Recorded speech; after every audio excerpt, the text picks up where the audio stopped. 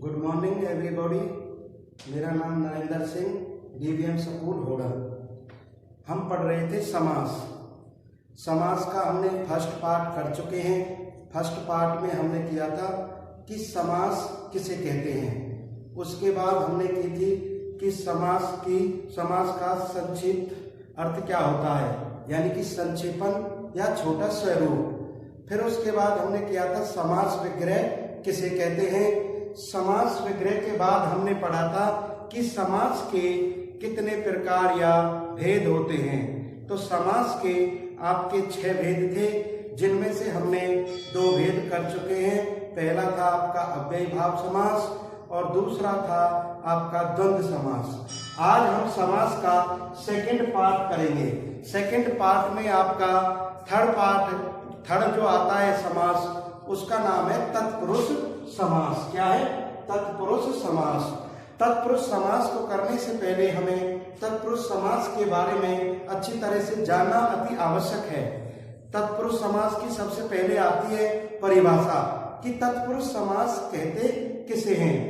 तत्पुरुष समास, जिस समास का दूसरा पद प्रधान होता है उसे हम तत्पुरुष समास कहते हैं। जैसे देखो परिभाषा, जिस समास का दूसरा पद प्रधान हो उसे हम तत्पुरुष समास कहते हैं। जैसे उदाहरण के लिए जेब कतरा, जेब को कतरने वाला। ये तो है सिंपल परिभाषा जो आप सभी बुकों में देखते हैं। परंतु बाई चांस अगर हम भूल जाते हैं कि तत्पुरुष समास का कौन सा पद प्रधान होता है, तब हम क्या करेंगे। तो इसीलिए हमें चीजों को रटना नहीं है, हमें उसे अच्छी तरह से समझना है। जब तक हम उसे अच्छी तरह से समझेंगे नहीं तो हम उसे भूल जाएंगे, क्योंकि रटंत विद्या फलंत नाही, ये कहावत है। तो देखो तत्पुरुष समास का दूसरा पद ही क्यों प्रधान होता है, इसके बारे में आज हम आपको बताएंगे। देखो इधर तत्पुरुष का जब हम संधि विच्छेद करते हैं तो देखो तत् प्लस में पुरुष,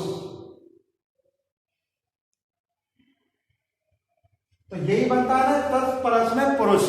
अब हमको ये पता लगाना है कि इसमें दूसरा पद क्यों प्रधान होता है। देखो तत् माने क्या होता है आपका, तत् माने होता है आपका वह, क्या होता है वह, और पुरुष माने आपका होता है आदमी। क्या होता है?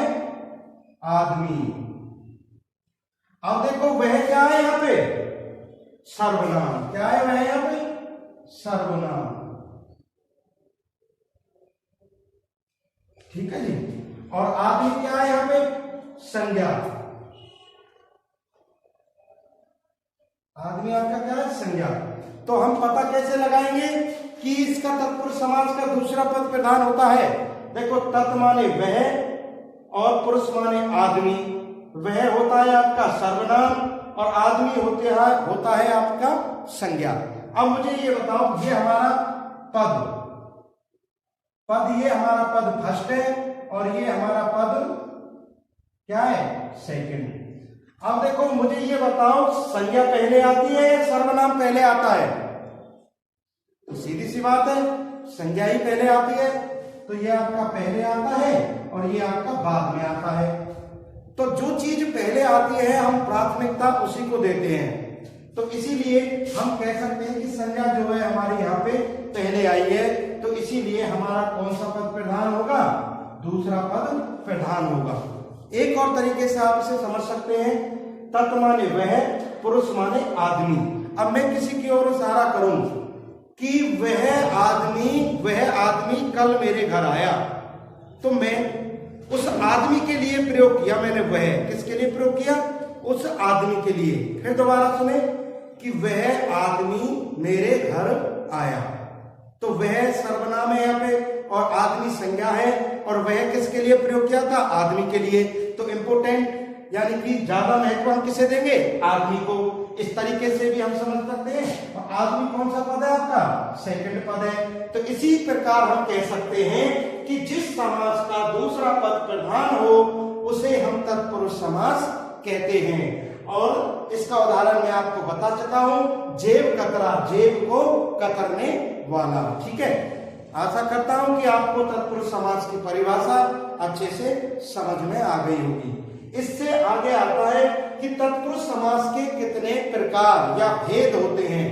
तत्पुरुष समास के आपके 6 भेद होते हैं। आपने कारक पढ़े होंगे, कारक होते हैं आपके 8। कर्ता में कर्म को इस तरह से संप्रदान के लिए, ठीक है, ये इनकी संख्या होती है 8। अगर बाई चांस इनको याद करना है तो फर्स्ट क्या होता है, कर्ता। कर्ता को आप हटा दो। सबसे लास्ट में क्या होता है, 8वां संबोधन, संबोधन को हटा दो। और जितनी भी कारक बचे बीच में वही आप तत्पुरुष समास के वो आपके भेद होंगे। तो ये आपको याद करने की ट्रिक है।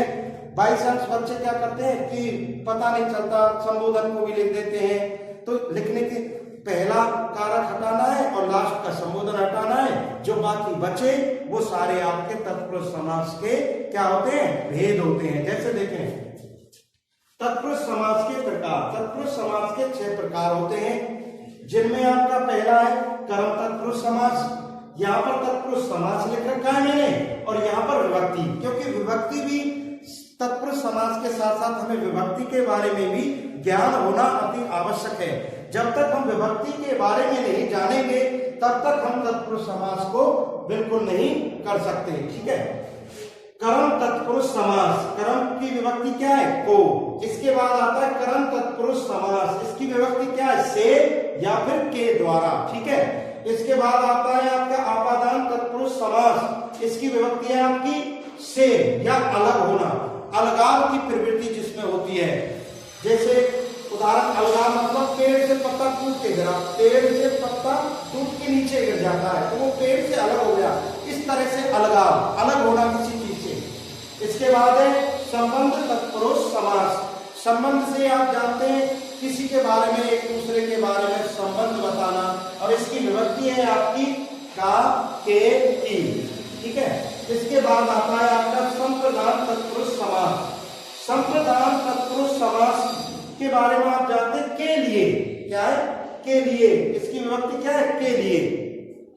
और इसके बाद आता है आपका अधिकरण तत्पुरुष समास। अधिकरण तत्पुरुष समास, ठीक है ना।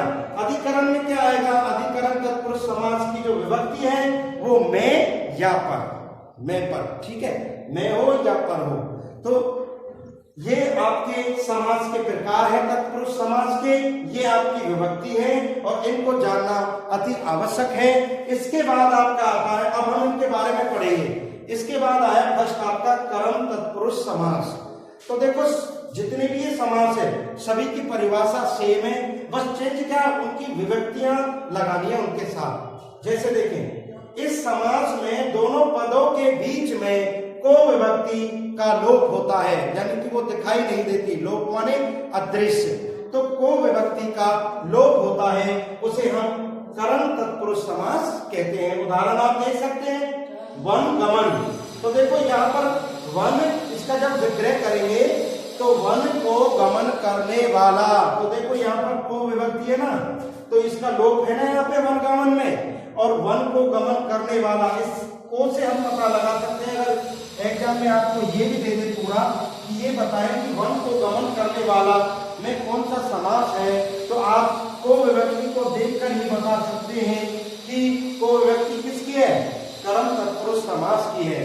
तो इस तरह आप पता लगा सकते हैं कि ये कर्म तत्पुरुष समास है। इसके बाद आपका आता है कर्म तत्पुरुष समास, वही परिभाषा है, बस क्या चेंज होगा, विभक्तियां चेंज होंगी। जैसे देखो इस समास में दोनों पदों के बीच में से या के द्वारा विभक्ति का लोप हो, लोप यानी दिखाई नहीं देना, ठीक है।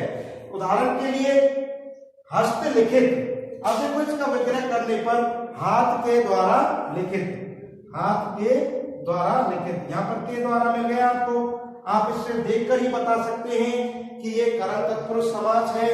तो कर्म तत्पुरुष समास में के बारे में आप समझ गए होंगे अच्छी तरह से। दूसरी बात, इसको भी आप जरूर नोट कर लें कि अगर आप भूल जाते हैं कि आपका कौन सा पद प्रधान है, तो इससे आप पता लगा सकते हैं कि जिसका सेकंड पद प्रधान होता है वो तत्पुरुष समास होता है।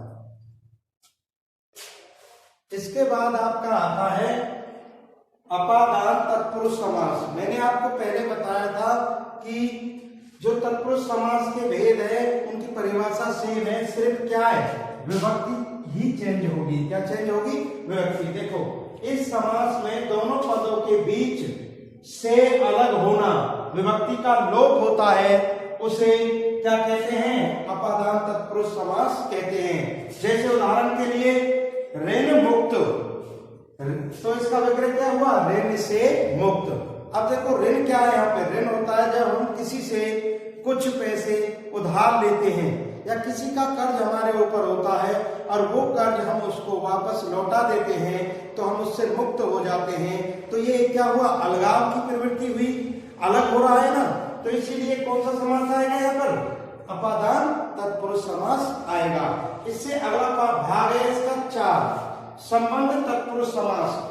मैंने आपको पहले बताया था संबंध तत्पुरुष समास में किसी एक दूसरे का संबंध दर्शाया जाता है। क्या दर्शाया जाता है? संबंध। तो जैसे इसकी विभक्ति क्या है? का, के, की। देखो इस समास के दोनों पदों के बीच में का, के, की विभक्ति का लोप हो, उसे हम संबंध तत्पुरुष समास कहते हैं। उदाहरण के लिए जैसे राजमाता, तो विग्रह करेंगे तो राज की माता, तो यहां पर क्या है?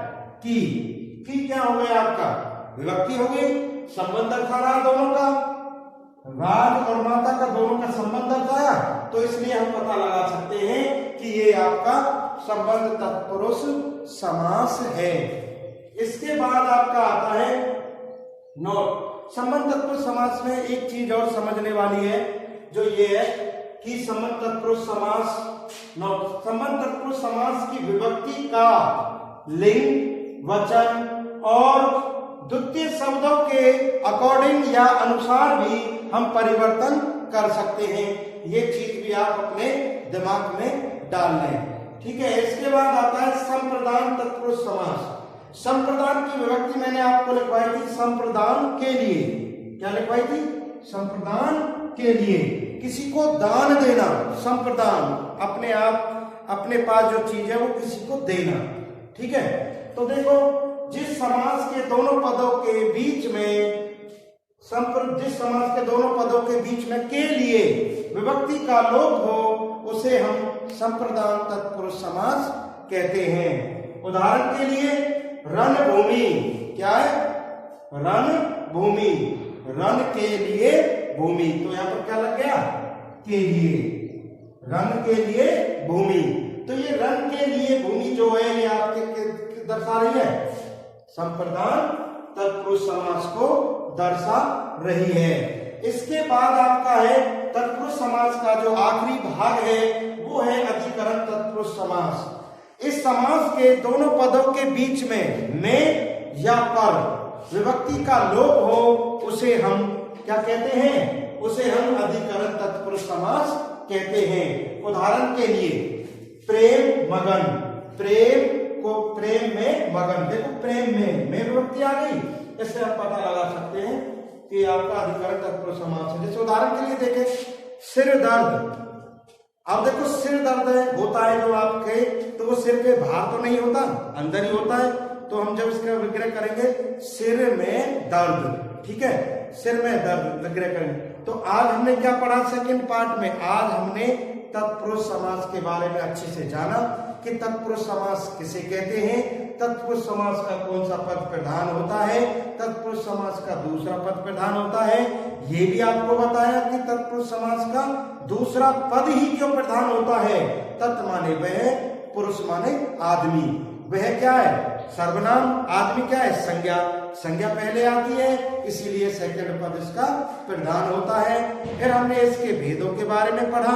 इसके मुख्य रूप से 6 भेद होते हैं। इसके कुछ उपभेद भी हैं, जैसे नन तत्पुरुष समास, अलुक तत्पुरुष समास, जो कि आपके एग्जाम्स में नहीं पूछे जाते।